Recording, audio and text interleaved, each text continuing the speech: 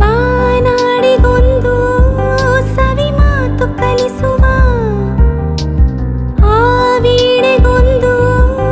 ಎದಿರಾಗ ತಿಳಿಸುವ ನದಿಗಳಿಗೆ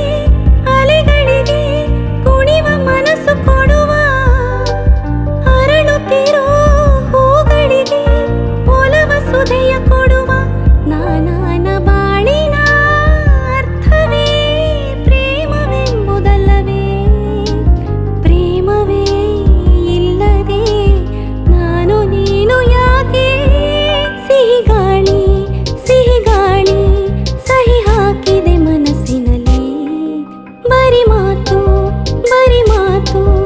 ಇನ್ಯಾಕೆ ಪ್ರೀತಿಯಲಿ